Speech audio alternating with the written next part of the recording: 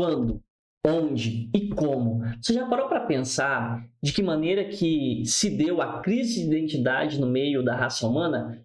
Provavelmente você possa ter pensado no pecado, né, original no Éden, e você não está errado. Mas talvez o que você não tenha ainda percebido é qual foi de fato o estopim, qual foi o botãozinho que foi apertado na raça humana, né, no homem, no princípio, para que ele viesse de fato entrar nessa crise de identidade. E é sobre isso que a gente vai estar falando nessa aula. Mais uma aula aí que tem como objetivo ativar, despertar você para os propósitos que Deus tem na sua vida. Mas antes da gente entrar no conteúdo de fato, deixa eu só te dar um aviso. Tem um botãozinho aqui de concluído. Assim que você for fazendo cada uma das aulas, clica nele para que você possa aí estar facilitando, né, tanto para mim poder acompanhar aí a sua evolução dentro do treinamento e também para que você possa saber aí o que você já viu, mas é interessante também que você, depois de já ter visto, reveja quantas vezes for necessário, tá? Na realidade, quanto mais você venha estar vendo o conteúdo, melhor mais você vai estar assimilando, tá? Lembrando, importante aqui, tá? Pegue caneta, pegue papel, anota tudo aquilo que for necessário, tá bom? É de extrema importância que você, de fato, aprenda, tá? Eu não estou aqui somente para ficar jogando palavra para o vento. Eu estou aqui realmente com um propósito de ser um instrumento de Deus para ativar você, para te despertar para aquilo que Ele quer, para aquilo que Ele já estabeleceu sobre a sua vida, tá bom? E vamos pro conteúdo, tá bom? E o nosso tema de hoje, como eu já disse, é entrando em crise, a origem, né? Foi no Éden, no princípio, mas qual foi o acontecimento? Qual foi o start? O que aconteceu de fato que fez com que o homem entrasse na crise de identidade? Dá uma olhada aqui nisso que eu vou mostrar para você. É lógico que a gente vai caminhar sobre a palavra, né? A gente, como amante da palavra de Deus, a gente vai se fundamentar na palavra de Deus. Então, eu quero fazer aqui a leitura de alguns versículos para que a gente possa ter essa base que vai nos direcionar, tá certo? Então, deixa eu só mudar aqui uma coisinha e vamos lá. E disse Deus: façamos o homem à nossa imagem conforme a nossa semelhança e domine sobre os peixes do mar e sobre as aves do céu, e sobre o gado, e sobre a terra, e sobre todo réptil que se move sobre a terra. E criou Deus o homem à sua imagem. A imagem de Deus o criou. Homem, mulher os criou. Gênesis capítulo 1, versículo 26 e 27. E ordenou o Senhor Deus ao homem, dizendo: de toda árvore do jardim comerás livremente, mas da árvore do conhecimento do bem e do mal, dela não comerás, porque no dia em que dela comerdes, certamente morrerás. Gênesis, capítulo 2, versículo 16 e 17. E por fim, ora, a serpente era a mais astuta de todas as alimárias do campo que o Senhor Deus tinha feito. E esta disse à mulher: é assim que Deus disse: não comereis de toda árvore do jardim? E disse a mulher à serpente: do fruto das árvores do jardim comeremos, mas do fruto da árvore que está no meio do jardim, disse Deus: não comereis dele, nem nele tocareis, para que não morrais. Então a serpente disse à mulher: certamente não morrereis, porque Deus sabe que no dia em que dele comerdes se abrirão os vossos olhos e sereis como Deus. Presta atenção. E sereis como Deus, sabendo o bem e o mal. Então aqui a gente pode perceber algo que é muito interessante, porque a gente pode ver exatamente qual que foi a palavra que deu o start para que o homem, né, ele viesse entrar de fato nessa crise de identidade. E o que é a crise de identidade? Basicamente é alguém que não sabe quem ele é. Mas quando a gente lê os versículos anteriores, né, de Gênesis capítulo 1 versículo 2, a palavra de Deus ela expressa, né, a palavra que o próprio Deus deixou ao inspirar os homens a escrever, vai mostrar que quando ele fez o homem, ele o criou, ele o formou à sua imagem segundo a sua semelhança, né? Então, quando Deus ele forma o homem, primeiramente nele, antes de formar ele do barro, Deus introduziu dentro do homem ao soprar o vento, o fôlego, o ruache, tudo aquilo que era como característica de quem ele era, ou seja, todos os seus atributos comunicáveis, né? A sua justiça, o seu amor, a sua bondade, a sua santidade. Então, quem Deus é existencialmente, na sua essência, foi compartilhada com o homem através daquele momento em que ele sopra o sopro de vida, né? O espírito que é soprado no homem que havia sido formado do barro. Mas detalhe, Deus primeiro ele forma o homem nele e depois sopra o fôlego, o espírito, o ruach no homem, fazendo então ele alma vivente. Então Deus, quando fez o homem, a Bíblia já mostrou, ele fez o homem à sua imagem, segundo a sua semelhança. Mas você vê que Satanás, né, usando toda a astúcia, ele faz com que Eva, ali naquele primeiro momento, ela venha ter um pensamento de que ela não era quem Deus já havia feito para que ela fosse. Então, ela já era imagem e semelhança, Adão já era imagem e semelhança, mas Satanás, com toda essa astúcia, fez com que despertasse a concupiscência no homem. Então, a gente, muitas das vezes, tem um entendimento que o homem ele queria simplesmente, né, ou o que ele queria era ter o conhecimento do bem e do mal. Mas é importante que a gente observe essa frase, né? Esse texto, esse momento onde ele fala, e sereis como Deus. Então, o que de fato despertou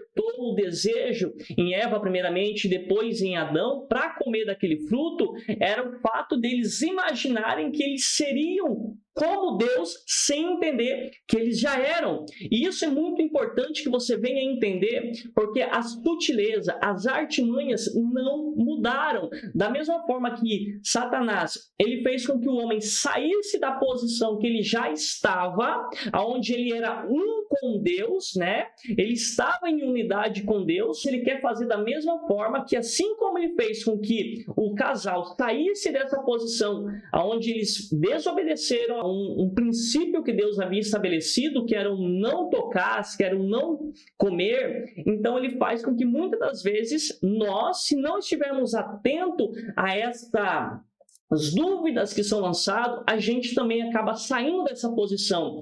Como assim, Rodrigo? Por exemplo, se eu e você, nós estamos em Cristo, né? Se nós fomos alcançados por essa graça, se nós nos rendemos a Cristo como nosso Senhor, como nosso Salvador, se nós somos essa nova criatura, que nascemos da água e nascemos do Espírito, nós temos a identidade de Cristo em nós. Nós agora somos imagem e semelhança do nosso Criador. Mas você já parou para prestar atenção como existe inúmeras pessoas que são filhos, mas que não se veem como filhos? E muitas das vezes é justamente porque eles estão sendo tentados a olharem para situações, para pessoas, que faz com que eles sejam descaracterizados dessa posição, dessa consciência de filiação a qual eles já têm.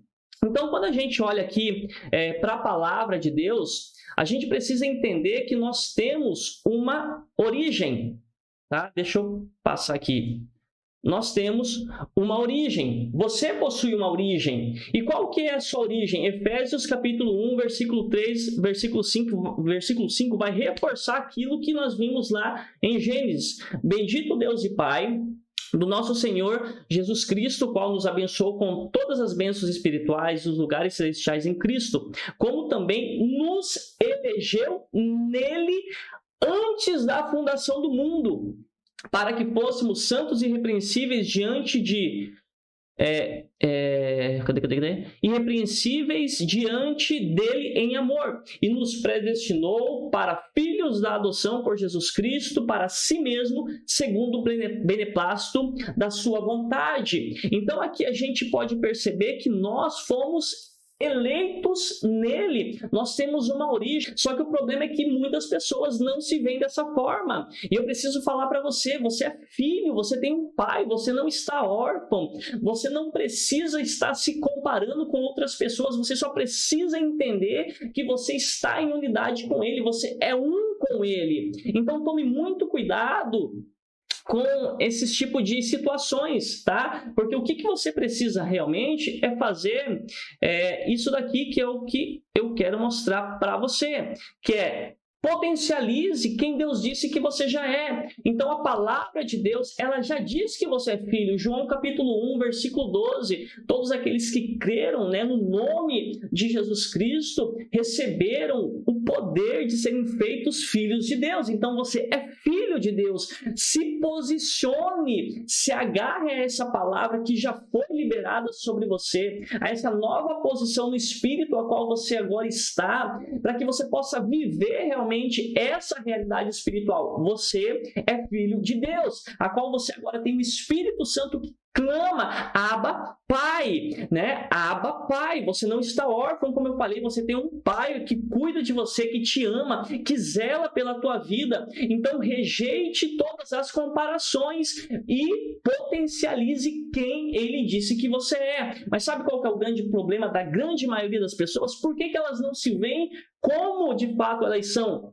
Porque elas estão se olhando a partir de óticas caídas, tá? Mas isso daí é um assunto para nossas próximas aulas, tá bom? Mas guarde isso, potencialize quem Deus já disse que você é. Está em Cristo? Você é filho, você é filha. Rejeite todas as comparações. Lembre-se que da mesma forma que assim Deus, ou melhor, Satanás, né, tentou o homem causando uma dúvida para que ele viesse duvidar de quem ele já era. Da mesma forma, ele ainda faz. E você vai perceber ao longo das outras aulas, porque eu vou te mostrar isso nessas aulas, que ele continuou com a mesma estratégia. E você entendendo isso, você vai se blindar, você vai se proteger dessas insinuações que muitas das vezes ele lança sobre a mente de pessoas. Por isso que a gente vê hoje inúmeras pessoas se projetando na vida de outras pessoas, pessoas que não entenderam que aquilo que Deus depositou sobre a vida dela é tão importante, ou melhor, não é tão importante, né? Porque todos são importantes, todos aqueles que estão em Cristo,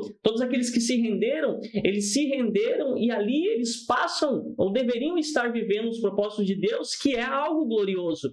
Mas a gente percebe que muitas pessoas estão fora dessa posição, eles estão fora do local, eles não estão de fato ainda compreendendo, a consciência deles ainda não foi tocada de uma forma profunda para que eles possam viver isso. As realidades que Deus já estabeleceu sobre eles, a vontade que é boa, que é agradável, que é a vontade perfeita. Então, eles sempre olham para a vida de outras pessoas, para o relacionamento, vida financeira, vida familiar, né, em todos os aspectos, e se projetam a querer viver aquilo que o outro está vivendo. Uma coisa que eu sempre falo, uma coisa é você se inspirar e você entender que você pode tirar lições daquilo que uma pessoa viveu. Outra coisa é você querer viver a vida daquela pessoa. Isso é impossível. Você é único. O seu ministério é único.